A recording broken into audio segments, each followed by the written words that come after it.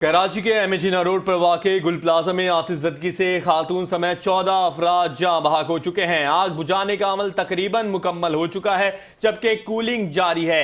इमदादी इदारों के मुताबिक अगला मरहला मुतासरा इमारत का मलबा हटाने का है। इस बारे में मजीद बात करेंगे राशिद खान से। राशिद खान, बताइएगा, जब कूलिंग का अमल कुछ मराहिल में दाखिल हो गया है तो वहां पर मौजूद उस मकाम पर जाकर मजीद देखा गया है कि मजीद डेड बॉडीज या लोग फंसे हुए तो नहीं है? जी, कूलिंग का अमल जो है, जो मुतासरा इमारत है गुल प्लाजा, इसके मुख्तलिफ हिस्सों में कूलिंग का अमल जारी है, लेकिन अभी भी अंदरूनी जो दुकानें हैं उनसे धुआं उठ रहा है और चीजें जो है वो सुलग रही हैं। कूलिंग का अमल, जैसे कि मैंने बताया, कि जारी है और अब तक 14 लाशें गुज़िश्ता जो आग लगने के बाद से अस्पतालों में मुंतकिल की जा चुकी हैं और तकरीबन 40 से ज्यादा अफराद जो जख्मी हुए उन्हें भी अस्पतालों में मुंतकिल किया गया, जिनमें से बाज़ की हालत तशवीशनाक है। इस वक्त जो सबसे बड़ा मसला ये है कि जो गुल प्लाजा का अकबी हिस्सा है वो मुनज़्ज़म हो चुका है, जबकि इसका फ्रंट का हिस्सा भी जो है वो भी गिर रहा है। तो जो मलबा हटाने का काम है वो बहुत दिक्कत तलब है और क्योंकि रेड लाइन का मंसूबा भी यहाँ पर ज़ेर तामीर है, तो रेड लाइन के मंसूबे में जो आनी कंक्रीट की बड़े बड़े ब्लॉक्स जो है वो लगाए गए थे, उन्हें भी नहीं हटाया गया है। इस हवाले से जो शहरी इंतजामिया है, खासकर डिप्टी कमिश्नर साउथ और उनका अमला, उन्होंने बर वक्त इकदाम नहीं हटाए कि रास्ते को क्लियर रखा जाए। इसके अलावा हमने देखा कि बेशुमार लोग सैकड़ों की तादाद में थे, जिनमें ज्यादातर वो अफराद थे जिनके प्यारे इस मार्केट में फंसे हुए थे। वो उनकी खैरियत जानने के लिए यहाँ जमा हुए थे।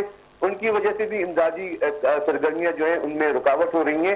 हालांकि होना ये चाहिए था कि बाय फोर्स इन सबको इस मुतासरा इमारत से दूर रखा जाता, क्योंकि इमारत जो है वो वक्फे वक्फे से उसका मलबा मुख्तलिफ हिस्सों से गिर रहा है और कूलिंग का अमल भी जारी है, लेकिन इन सारे कामों के दौरान जो है वो परेशानियां हो रही हैं। जो इमदादी सरगर्मियों में टीमें शरीक है। ठीक है राशिद खान, आपसे ये भी जानना चाहूंगी कि हमें इत्तलात मिली है कि धुआं ऐसा उठ रहा है कि लग रहा है कि अभी भी गुल प्लाजा में कुछ पोर्शंस पे जो है वो आग लगी हुई है, तो शोले बार बार भड़क रहे हैं, अभी भी इस नारकुल्स की कमी नजर आ रही है। तो क्या और फायर ब्रिगेड का अमला जो है वो बुला लिया है?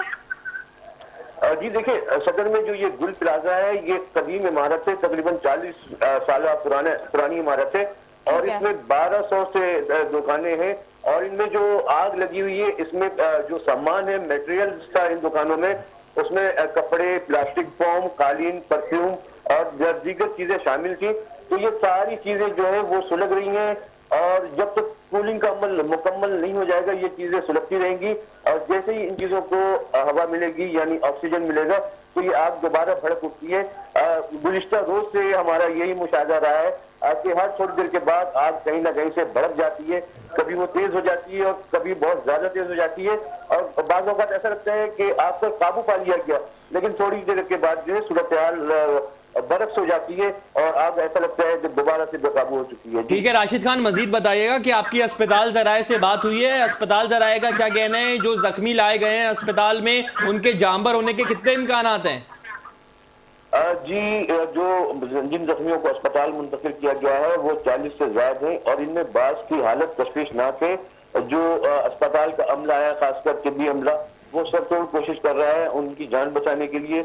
मुसलसल तिब्बी जो मराइल हैं वो उन्हें फराहम किए जा रहे हैं, लेकिन जो अहम तरीन बात यह है कि तकरीबन 65 अफराद उनके अहले खाना ने कराची की इंतजामिया से रब्ता किया है कि उनके प्यारे जो है इस इमारत में अभी तक का हाल लापता है और उनका कुछ पता नहीं चल रहा है। तो ये जो 65 अफराद जो लापता है, इनको जब मलबा हटाकर इमदादी टीमें अंदर जाएंगी तो फिर सूरत हाल का अंदाजा होगा कि क्या हकीकी सूरत हाल है। जी ठीक है राशिद, ये भी आपसे पूछना चाहूंगी कि आप जाए वक्फा पर मौजूद हैं और सूरत हाल देख रहे हैं, तो आपको क्या लगता है कि कब तक कूलिंग का अमल मुकम्मल हो जाएगा? फिर उसके बाद जो है मलबा हटाने का काम कब तक शुरू हो जाएगा?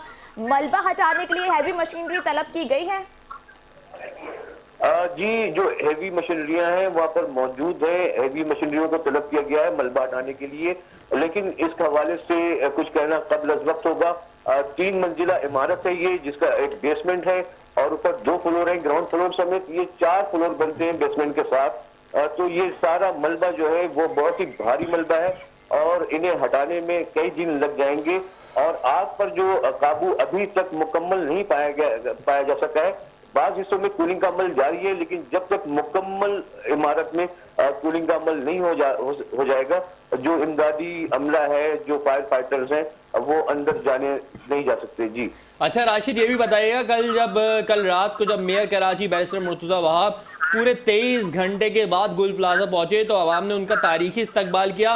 वो तारीखी इस्तकबाल ऐसा था कि शेम शेम मुर्तजा वहाब के नारों से उनका इस्तकबाल किया गया और आवाम ने उनके सामने शिकायत भी रखी कि जो आपका निज़ाम है, जो आपका इदारा है फायर फाइटर्स का, इसमें फायर फाइटर्स के पास प्रॉपर यूनिफॉर्म नहीं है, फायर फाइटर्स के पास मास्क नहीं है, फायर फाइटर्स को आप सिर्फ जूते और हेलमेट देके कहते हैं ये आपकी किट है। तो क्या मुर्तजा वहाब ने कोई खातिर खा इकदाम किए? जी, गुज़िश्ता रात मेयर कराची मुर्तजा वहाब जाए वकूआ पर पहुंचे और बहुत ताक़िद के साथ वो पहुंचे। उनके पहुंचने के बाद वहाँ लोगों का एक जम्मे ग़फीर, क्योंकि मैंने बताया कि सैकड़ों लोग हर वक्त वहाँ पर मौजूद हैं और उनमें ज्यादातर अफराद जो हैं वो हैं जिनके अहले खाना फंसे हुए इस इमारत में है। तो उन अफराद में शदीद गम गुस्सा था और उन्होंने मेयर कराची को जब देखा तो उनके खिलाफ नारेबाजी की, सिंध गवर्नमेंट के खिलाफ नारेबाजी की। लोगों का ये कहना है कि कराची दुनिया के 10 बड़े शहरों में से एक है और पाकिस्तान का सबसे बड़ा शहर और माशी हब है, लेकिन यहाँ अगर कोई हादसा हो जाए तो लोग बेयारो मददगार छोड़ दिए जाते हैं। उन्हें बाकायदा रेस्क्यू करने का अमल या उनके जान बचाने के अमल के हवाले से कोई खातिर ख्वाह इंतजाम नहीं है। तो ये शिकायत कर रहे थे लोग मेयर कराची से, जबकि मेयर कराची का ये कहना था कि ये आग जो भड़की तो उसके बाद जो है ये आग फैलती चली गई, कपड़ों की वजह से, कालीन की वजह से, परफ्यूम्स थे यहाँ पे, प्लास्टिक के बहुत ज्यादा सामान थे। तकरीबन 1200 दुकानें हैं इस इमारत के अंदर। तो मेयर का ये कहना था कि इन मटेरियल की वजह से आग जो है वो बार बार भड़क जा रही थी और इसमें फायर फाइटर्स ने भी कोशिश की है। एक फायर फाइटर इस वाकये में शहीद भी हुए, लेकिन जो ओवरऑल आपने ये बात कही कि जो खातिर ख्वाह रिसोर्सेज हैं वो फायर फाइटर्स के पास नहीं थे। इसमें सबसे अहम ऑक्सीजन, मास्क और ऐसे लिबास होते हैं जो फायर प्रूफ लिबास होते हैं, ये तमाम चीजें जो है फायर फाइटर्स के पास नहीं देखी गई। जी ठीक है राशिद, आपसे ये भी पूछना चाहूंगी कि 23 घंटे गुजरने के बाद मुर्तजा वहाब कल रात में अपनी सारी मसरूफियात, सारे काम ख़त्म कर जो है फिर वो कराची पहुंचे हैं और उन्होंने गुल प्लाजा का विजिट किया और उनका जो ताजरों ने इस्तकबाल किया वो बहुत ही खूबसूरत शेम शेम मुर्तजा वहाब के नारों से किया है। तो क्या 23 घंटे बाद जब वो गुल प्लाजा आए तो उसके बाद क्या मुर्तजा वहाब ने फिर गुल प्लाजा का विजिट किया? क्या उसके बाद उन्होंने कोई इकदामात, कोई वीडियो पैगाम जारी किया है?